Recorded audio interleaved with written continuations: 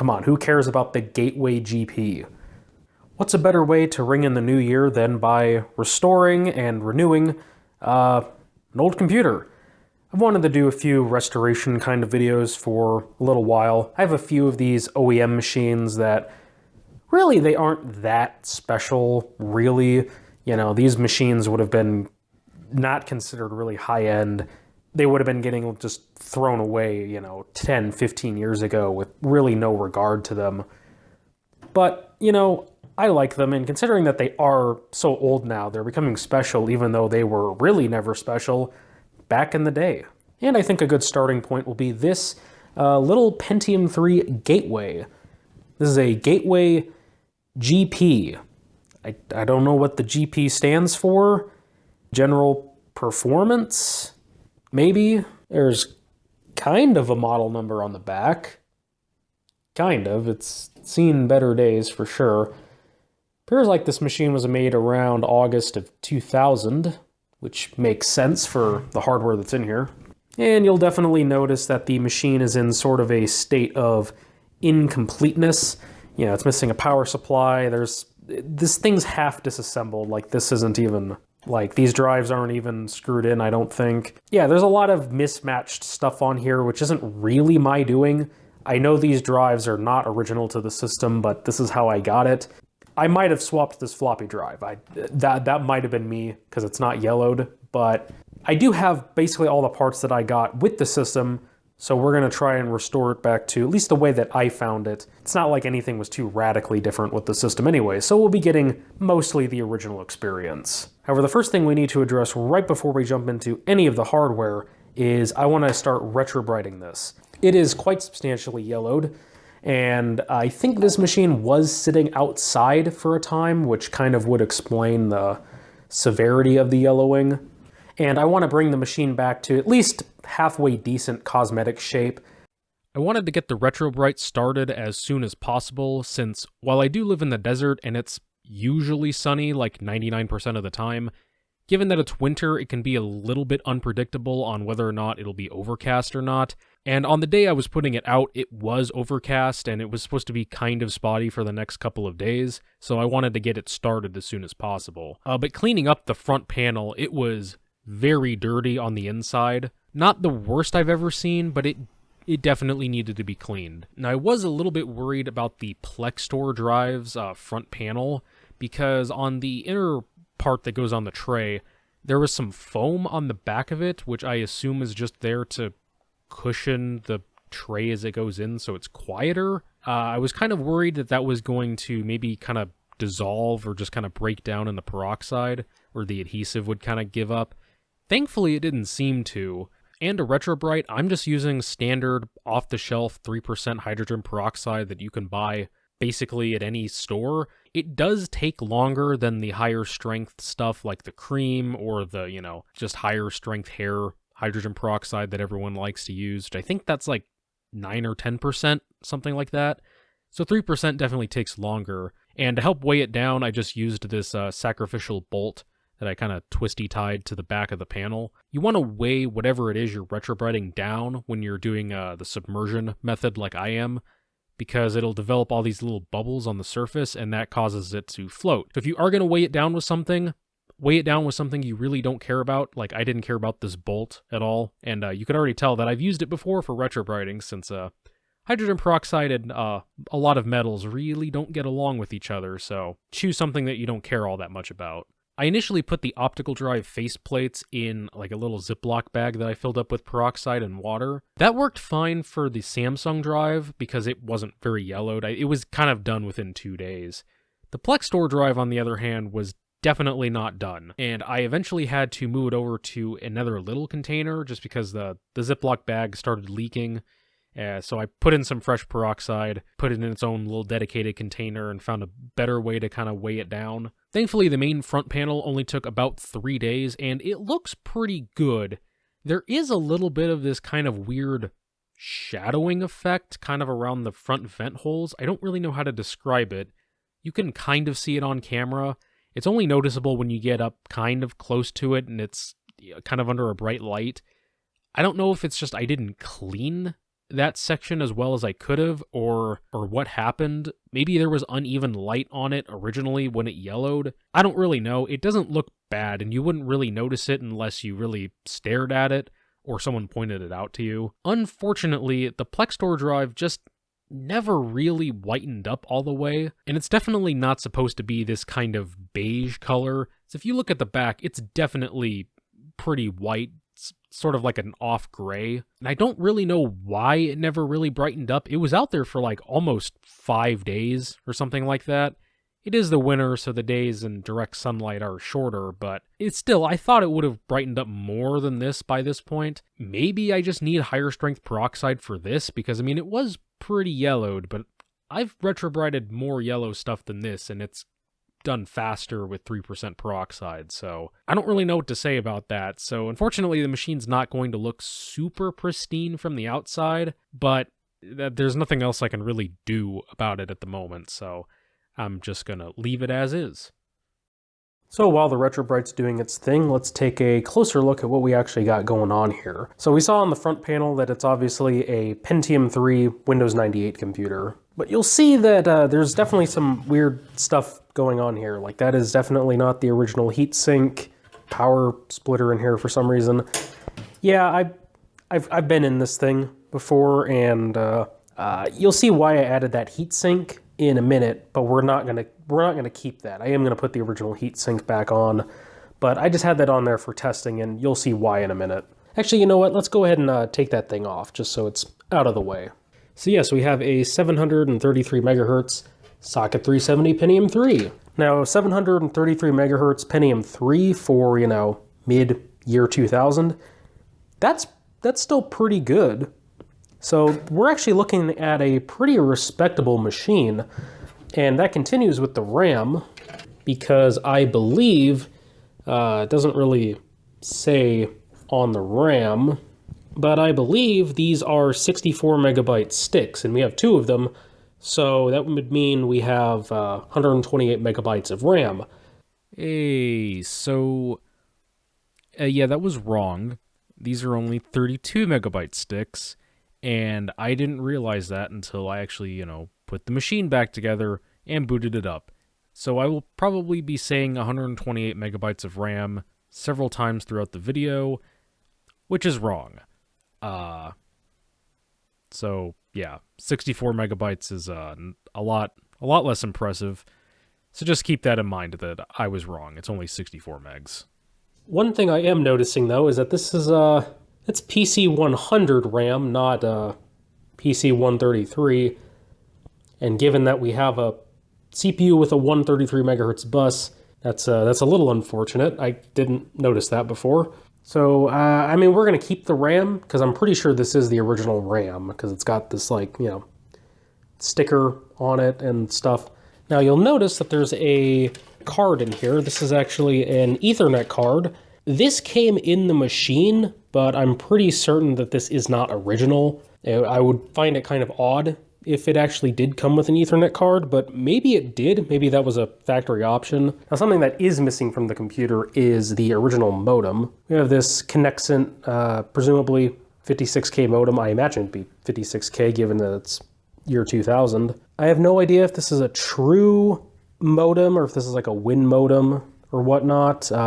Definitely looks like there's some stuff going on underneath that plastic cover, so maybe this is a true modem. And you'll probably notice, looking at the slots, that there's a distinct lack of a certain slot, that being AGP. Yeah, so this is an Intel like 810 chipset board, I'm pretty sure. And one of the problems with that is that the onboard Intel graphics is hooked up through AGP, which means we don't have access to any sort of AGP slot for an add-in video card, which that really sucks for any sort of, you know, gaming upgrades. And so we'd be limited to PCI graphics card if we wanted to actually, you know, try to do some more serious gaming on this. Because the very early Intel integrated graphics is really not that great. Or, I mean, I guess there is software rendering too. I mean, the CPU could probably handle some stuff okay, but yeah, it wouldn't be ideal. We look here at the back I/O, we got 2 PS2, 2 USB. We have serial, parallel, game port, audio, and of course the VGA because it has integrated graphics. we have a spot for an 80mm fan, and it does look like there was one screwed in here at some point. But I don't know what happened to it. I guess maybe I took it out, or maybe it wasn't there to begin with. I honestly don't remember there being a fan here, but there clearly was at some point. You can see the screw marks. So, I mean, I'm probably going to add an 80mm fan just to, help out the machine. And I would presume that there was one there because this is the original heatsink that does not have any sort of fan on it. So yeah, this just goes in there, and I'm guessing the air is just supposed to be kind of, I don't know, suggested to go over the heatsink from the back fan, or maybe even just the power supply fan. If you're wondering if there was any kind of like duct that went over this, I don't remember. It's not with the machine if it did have one, and I don't really know what I'd do about it. I guess I could keep hunting around to see if I had anything that went on to, because I presume it attached straight to the 80mm fan itself, because I don't know what else you would be able to mount it on in here. I'll cross that bridge when it comes time to actually, reassemble the machine, but I think for now we're just gonna add an 80mm fan, and we'll probably stick a fan on this just to kind of help it out. And speaking of the power supply, probably noticed that this is a weird looking hole if you've never really dealt with small machines before. That's because that's not an ATX hole, it's, very small. That is an SFX power supply mount.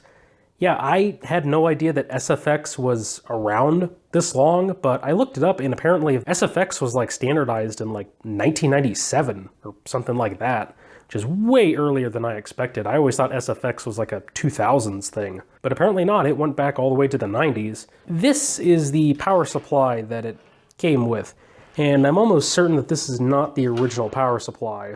To me, this really does not scream OEM power supply. This really does seem like a replacement power supply. This is a 200 watt power supply, and I don't think we're going to be using it because while I have checked it before and the voltages are okay, for one, I don't really trust it, even though it is actually reasonably heavy for its size. So, I mean, maybe it's decent. I'm not going to throw it away, but the fan in here is very much shot, and I would definitely have to replace it. Yeah, it really does not spin at all. Like you can see, it's not barely rotating when I, twist it like this. And the bearings are very loud, very much shot. So I got this little guy. This is a Delta power supply, which is also, I think, 200 watts. Oh, this is more like a 300 watt. Only has 125 watt capacity on the 5 volt rail. But considering the hardware in here, that should be enough. We could probably get away with only 100, honestly. I don't know when this one was made, probably late 2000s or something. Now, one other thing to mention, I did talk about how I don't know if there was a duct that went over the CPU. And actually looking at relation to the fan or to the CPU, it's not really in line. That would be a very, Shroud would kind of have to swoop down like this. So I don't know. There's this thing, and I don't know what this does. I completely forgot. I don't even know where it goes. Oh, okay, I think it mounts to the bottom of the drive cage. How does this go? Okay, I think it goes on like that. This thing only has one screw hole. What would this screw to? Is this for the? Would this be for a shroud? It's so far away. That doesn't make any sense. I can't flip it around because it hits the motherboard, and it doesn't slide on if I rotate it 90 degrees. Okay, after some brainstorming and also looking some stuff up, I think I figured out what this thing is for, this weirdly complicated thing is for. So if you take a look at this power supply, it would go in like this. Yeah, so I'm thinking on the original power supply for this thing, and this kind of confirms that this is not the original power supply. I'm pretty sure that there was a tab here that would come over and you would screw the power supply into this for, I guess, additional mounting.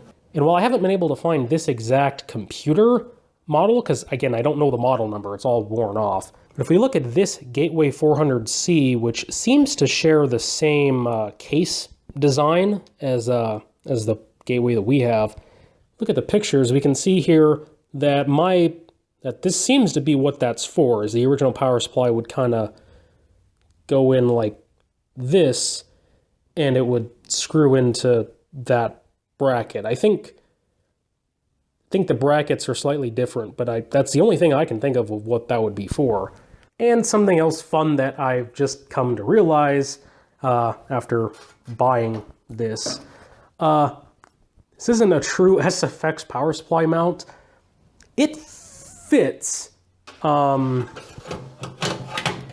it fits in the little section here, but whatever this was is not a true SFX power supply. It doesn't adhere to the standard. The Delta power supply does. The one that got put in does. But if we look at how the screw holes line up, if we line up the top screw hole, we can see that the bottom ones don't line up. And if you're wondering if we flip it around, well, there's no screw hole at the top. And if you try to line it up, really if you try to line it up, it's just, yeah, and either way, it doesn't work that way. It's got to go in like this. Use one screw, I guess. We might just drill some extra holes. I didn't want to cut this machine up and modify it, but it's just a couple holes for the power supply. I think it'll be fine. No one's gonna notice. No one's gonna notice. It'll be fine. And if you're wondering to yourself, where the heck does the hard drive go? Maybe it goes on this? Well, no, there's no other screw holes. Clearly it does not attach to this. The hard drive actually goes in this like little humped section at the top. It kind of slides in under this, and you can see here these screw holes would screw into the bottom of the hard drive. So the hard drive actually sits upside down in the case. I haven't really decided if I'm gonna put a hard drive in here or if I'm gonna go for like an SD card. I'm probably leaning towards the latter at the moment, but I'll see how I feel. Besides, I also don't remember what hard drive came in the computer originally, so I can't really put it back in there. This machine's kind of giving me Mac Store vibes. That might be a little bit mean to it, but I don't know. This feels like a computer that would have a Mac Store in it. Maybe a Quantum or something. And yeah, the outside of the computer is not the only thing that needs attention. See that there is quite a lot of like rust and like I don't know what this stuff is. Kind of corrosion, but it's also like nasty dirt or something. I don't know what it is, but there's a lot of it. Okay, I'm pretty sure that's just actual rust. This is like, I don't know what's going on up here. There's a lot of it on the front too. I don't really know what I'm gonna do about that. I could just leave it. I don't really want to. I could take a wire brush to this to try and get a lot of it off. I mean, I could respray it after I clean it all up, but I don't really know if that's something I want to get into. But I also do live in the desert. The humidity is like negative 10% all the time. So, and I don't plan on leaving the computer outside where, you know, one of our 2 rainstorms a year can get on it, which I think is what happened to this. I'll see, but I think first of all, we need to get everything out of the computer, motherboard and everything, so we can check out what's behind the motherboard tray, make sure the motherboard's all in good shape. I do know that the system works, but we do need to, you know, double check, triple check everything, make sure everything's all good to go. I don't really know where else I'm going to throw this in the video, so I figured now's as good a time as any. I managed to actually find out what I think this computer's model number is. After hunting through a lot of advertisements in old PC World magazines, I found it in this issue from 2000, but I think this computer is a Gateway GP7-733, which that makes sense. It is a Gateway GP, it is a 733 megahertz Pentium, so that makes all sense to me. I'm pretty sure this would be the model number. It says it has 64 megabytes of RAM, which, as I found out, is what the machine actually was supposed to ship with. And the RAM that the machine has is only PC 100, and there is also an upgraded model that the advertisement shows that flat out says it comes with PC 133 RAM as like an upgrade, and it has 128 megs of it. So I'm fairly certain that this is the right computer.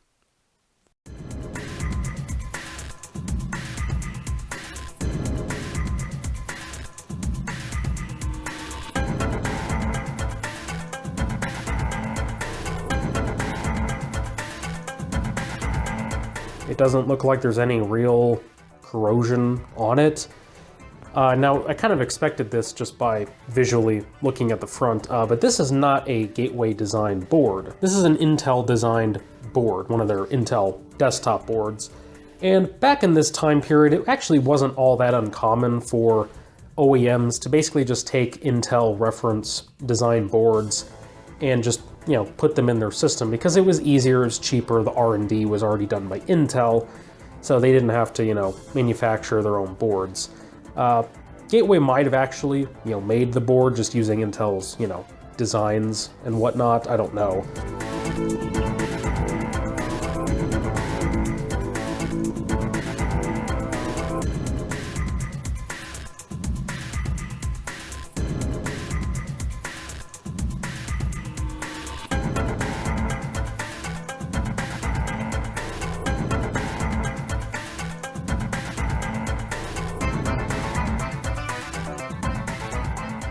All right, to address the power supply screws, I figured I might as well do this before I clean out the, you know, rust debris that I just scraped out, since I'm gonna be making metal shavings, so I'm just gonna make a template.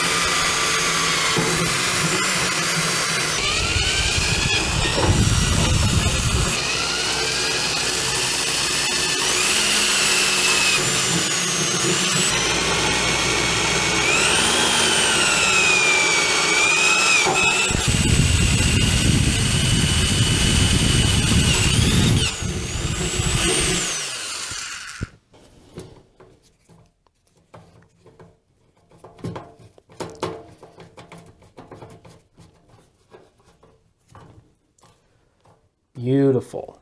Oh, that's beautiful. Oh yeah, that's definitely a lot better than just doing like one screw. That's on there pretty solid. And honestly, except for having these two extra holes here, you probably wouldn't even notice it.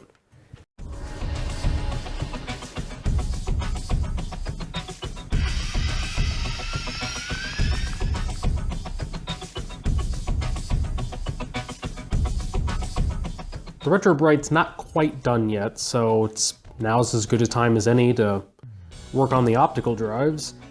So I'm pretty sure this is a drive that was in the system, but obviously by the compact computer stickers, you can clearly tell this was not originally in the Gateway. I don't know what drive it would have originally had. Probably just one optical drive, probably just a CD-ROM drive, maybe a CD burner.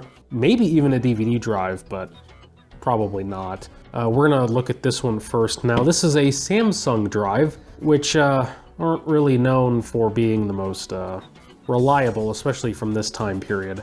Their later ones are fine, but these 90s, early 2000s ones, this one was made January 2001.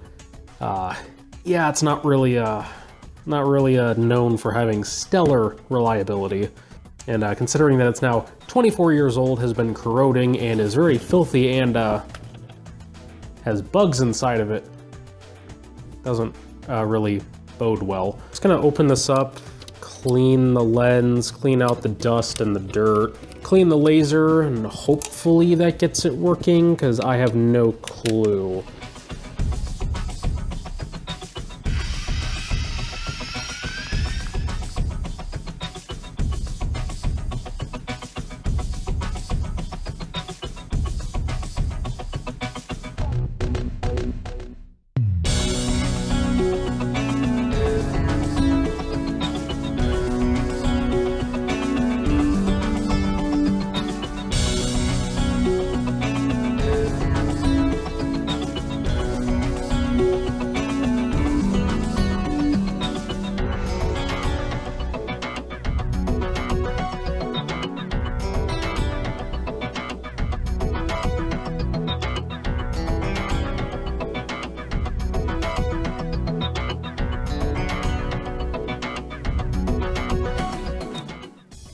The Retro Bright finished on these face plates before the Plextor one in the front panel.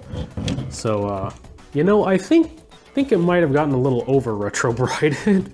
I'm assuming the inner tray is what the color is actually supposed to look like, but oh well. Now that's a good looking drive. Ignoring all the corrosion. All right, the Plextor. This one's from January 2005, so it's actually considerably newer. And that means this is also now 20 years old. So Plextor drives are supposedly some of the most reliable optical drives that you can get. I think this is the only one that I actually have. I don't think I have any others, so I guess we're gonna find out, does that actually hold true? This one is significantly cleaner than the Samsung one was. I think it avoided getting any moisture directly on it because the Samsung drive was above it. I think that helped it, but yeah, this thing actually, you know, I can hold it and it doesn't feel gross. The Samsung drive was just a CD-ROM, DVD-ROM drive. This one's a DVD-ROM, but it is a CD-RW drive, so we could do burning with this if I really wanted to, not that I probably will ever from Windows 98. You know, it's the thought that counts. And this one actually has a warranty seal. Oh no!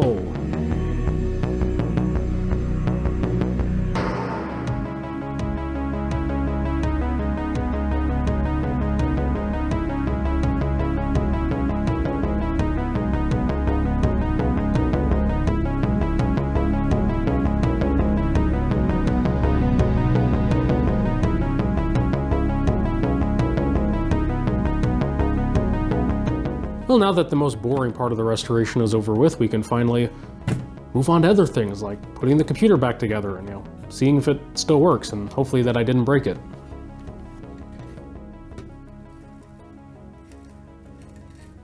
Oh.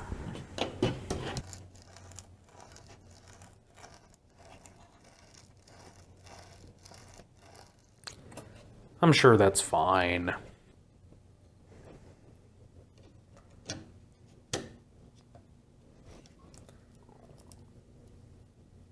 Ooh.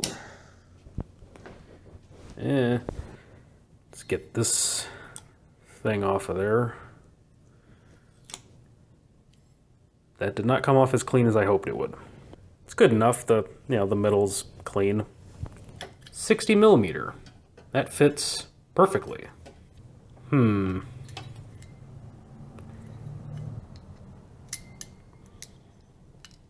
No. I'm not messing around.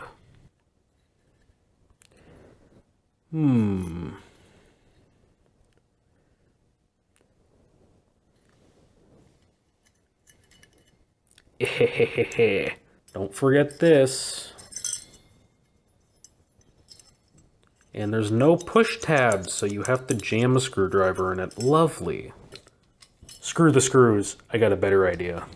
Oh, it's gonna be one of those days. I was never properly trained in its operation. Give me the glue gun. Oh, it smells awful. What kind of glue is this?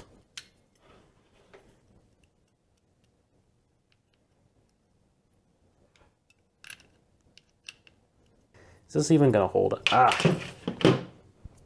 Well, at least it's not that hot.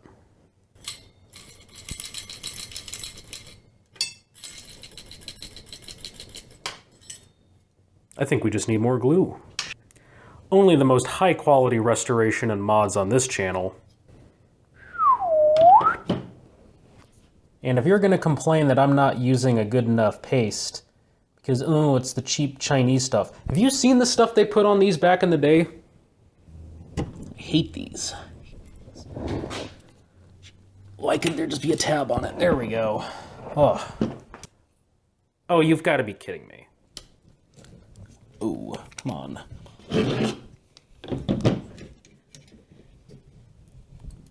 Come on, get off. There we go.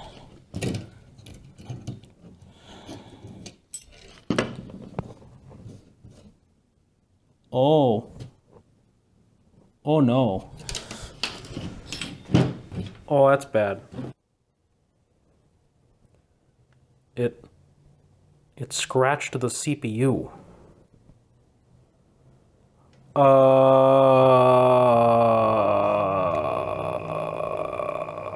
Well, I don't know how to come back from that.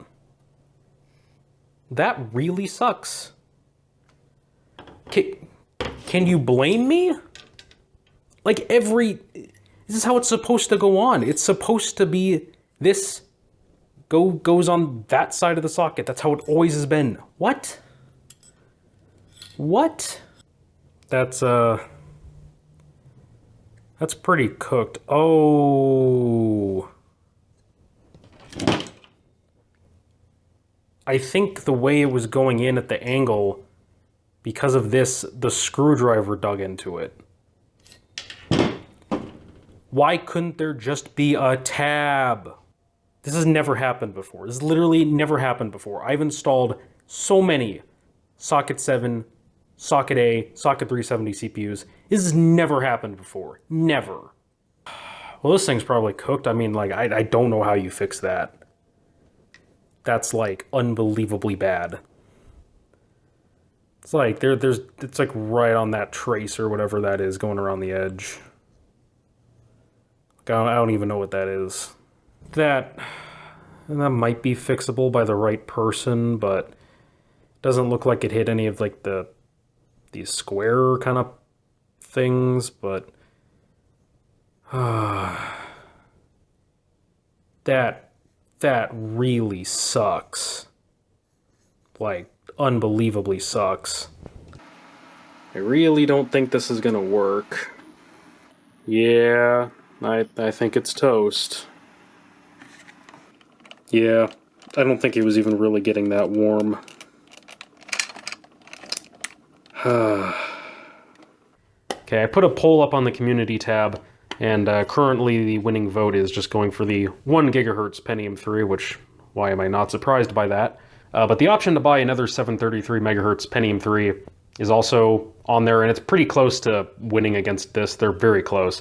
I already went ahead and ordered another one. Thankfully, it wasn't very expensive. People are gonna think I, like, faked that or something. No, I would never destroy vintage hardware for any reason. So we're gonna go with the 1 gigahertz for now, and I guess when the 733 comes, I guess I'll put that in. We're gonna use a real man's heatsink this time. I even got my own clip for it with, look at that. Look, it's a tab that you push with your finger. Literally, a like quarter-cent piece of extra steel could have avoided this whole thing. You know, give me that. Give me my fan back. Wow, I did not think the glue would hold that well. Jeez. Give me that. Moving back to sanity, I think I need to release a little bit of the tension on this. You see this notch officer? Yeah, he's the one responsible. That's this thing's fault. Why would you expose the CPU there? Why? Why is the notch there? Makes no sense. There, that just looks right. Now that's a proper motherboard with a proper heatsink. Now we're gonna need a new CMOS battery. Somehow the original still had like 2 volts in it, which is surprising, but that's still pretty much dead. So I think we're gonna need a genuine GM battery. I had no idea that there were AC Delco branded batteries, but apparently there are. Shout out to Goo for this as my Christmas present. Well, of course they're not actually made by AC Delco. I mean, it is a GM product after all, so of course it's just gonna be a rebadge. Why is there white on it? This is the most difficult battery thing I've ever seen. They must make it extra hard so they can charge you more at the dealership, because it takes them longer.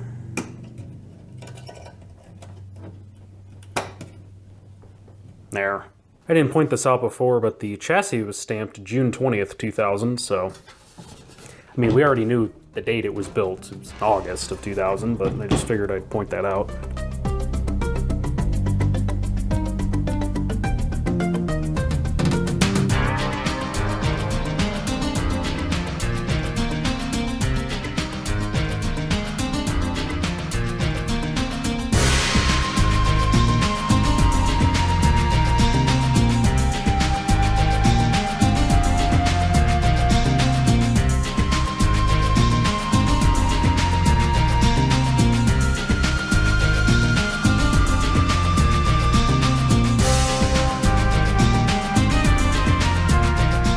I have finally decided on, we are going to go with a SD card IDE adapter. Cover up all the solder points on the back with some capped on tape so it doesn't short out. And I'm gonna stick it down with just some foam sticky pads. I think I'm gonna stick it like right here. It's probably the best thing I can do. I did think about trying to stick it like up like in here. I can't do up here because there's definitely not enough room for these connectors, and it's really not enough space up here, and this is just barely too small to mount it, so it's gonna go down there. And I'm gonna be using a 64 gigabyte SD card. These are very cheap sticky foam pads. I wish I had some proper like 3M stuff, but this is the best I have at the moment.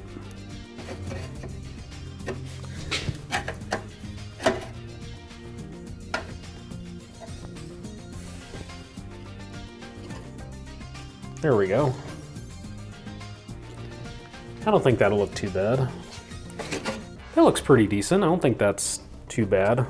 So probably from the factory, the modem was probably in the top slot, but in case I ever install a graphics card in here, which, all right, let's be honest, there's inevitably going to be a video of me upgrading this with a PCI graphics card at some point. I'm going to move the modem and the Ethernet card to the bottom 2 slots, just because I think it aesthetically will look nicer. Oh, that is some, it's like, the shielding here is really crunchy. Oh, it's just like falling off. Oh, because there was a stick stuck in it. That would explain why it was so crunchy. There we go. Our Linksys. What version is this? 5.1, I have drivers for that. It's really annoying, these Linksys LNE 100s. The drivers are not the same between board revisions for some reason. It's super annoying. And of course, Linksys doesn't have the drivers archived, so you gotta go on a manhunt to try and find them.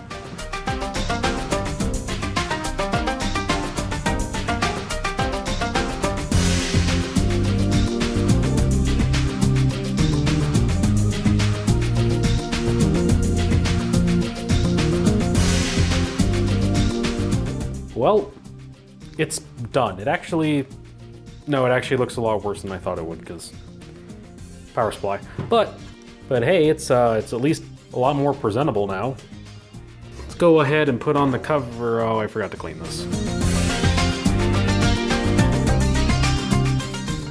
So now it's time to get everything set up, and I pretty much immediately found out that both the optical drives don't work. Despite the fact that I cleaned the lasers and re-lubed them and, cleaned them all out, neither one works. It's almost like leaving optical drives outside for an indeterminate period of time is like bad for them, and they don't like that. I didn't know that, but apparently that's what happens. The Samsung drive just doesn't seem to be reading anything. The Plextor drive can kind of read pressed CDs, to an extent, not very reliably, and it will not work with any sort of burned disk. So these drives might be able to be revived if I adjusted like the power on the lasers, which isn't really a good long-term solution. That's kind of your desperate last attempt to get an optical drive to work. So yeah, I don't think these drives are really gonna work out.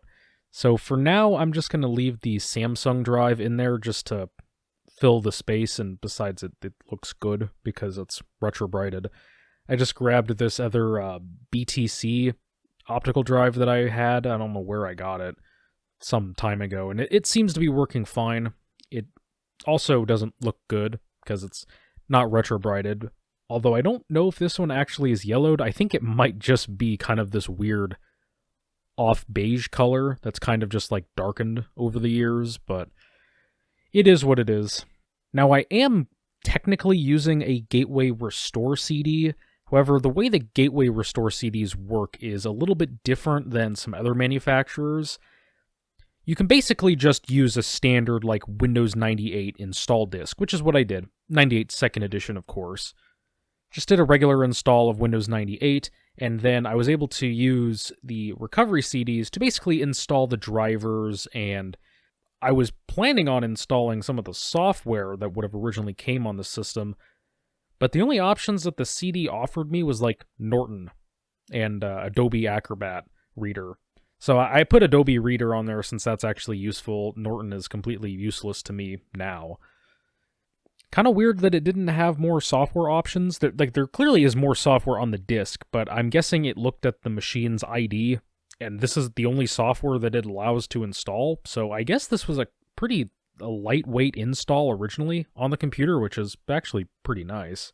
So I basically got it all gateway-ified. Now, the restore CD I used was from April of 2001. However, I didn't really like the active wallpaper thing it had going on, so I just found off of a different restore CD, I found a very nice gateway wallpaper that I had seen on other gateway machines before. It's kind of this green, like, rough-stitched fabric that has this gateway logo on it. I really like it.